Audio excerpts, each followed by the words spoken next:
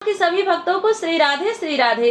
एक बार धर्मराज युधिष्ठिर विनम्र निवेदन करते हुए भगवान कृष्ण से पूछते हैं कि हे केशव, हे माधव, आप कृपा करके पाप मोचनी एकादशी के व्रत कथा और महत्व बताने की कोशिश कीजिए। तो भगवान कृष्ण बड़े सरल शब्दों में युधिष्ठिर जी के प्रश्नों का उत्तर देते हुए कहते हैं कि हे राजन, जो कथा हम तुमसे कहने जा रहे हैं वही कथा नारद जी के पूछने पर ब्रह्मा जी भी कह रहे हैं। यह कथा भविष्य पुराण और पद्म पुराण के अनुसार एक बार राजा मानधाता लोमस ऋषि से कहते हैं कि हे ऋषि श्रेष्ठ, हे महात्मा, हे भगवान, मनुष्य से जाने अनजाने में जो पाप कर्म हो जाते हैं तो उसका क्या उपाय है, उसका कैसे मोक्ष किया जा सकता है, उसका कैसे निवारण होगा। तो लोमस ऋषि कहते हैं कि हे राजा मानधाता, हे राजन, चैत्र रथ नामक सुंदर वन में मेधावी ऋषि एक बार तपस्या कर रहे थे, जो च्यवन ऋषि के पुत्र थे। महाप्रतापी और दिव्यमान तेज से भरे हुए शिव की तपस्या में लीन थे, मग्न थे।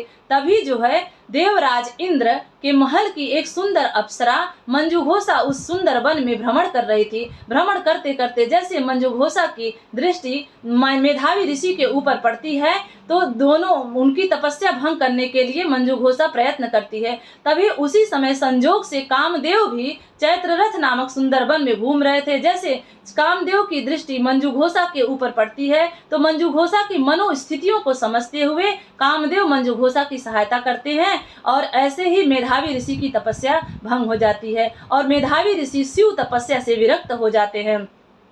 कुछ दिन बीतने के पश्चात मंजुघोषा कहती है, अब हमारा काम हो गया, हमको स्वर्गलोक प्रस्थान करना है।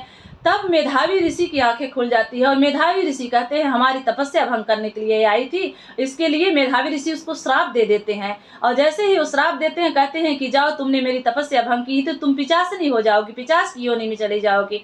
तो मंजुघोषा रोने लगती है और ऋषि के चरण पकड़कर फूट फूट कर रोने लगती है और कहती है कि हे ऋषि श्रेष्ठ, जब आपने हमको श्राप दिया है पिशाच की योनि में तो आप ही इसका निवारण कर सकते हो, आप कृपा करके हमको इसका उपाय बताइए। तब ऋषि श्रेष्ठ कहते हैं कि जाओ, चैत्र मास के कृष्ण पक्ष की पाप मोचनी एकादशी का व्रत करना, इसी के व्रत के प्रभाव के फल से तुम पिशाच की योनि से मुक्ति पा जाओगी और तुम स्वर्गलोक के लिए प्रस्थान करोगी।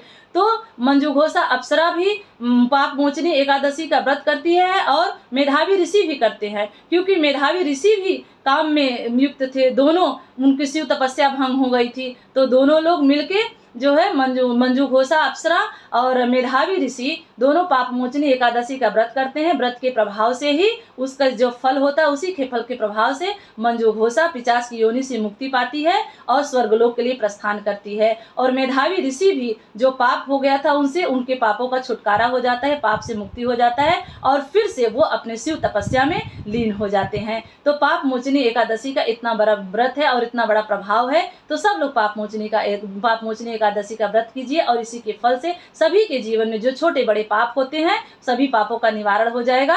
और पापों का निवारण तब होगा जब आप पाप करना बंद करेंगे। तो पाप भी करना बंद कीजिए और पाप जो हुआ है उसका भी निवारण हो जाएगा। सब लोग अपना ध्यान रखिए। श्री राधे, श्री राधे।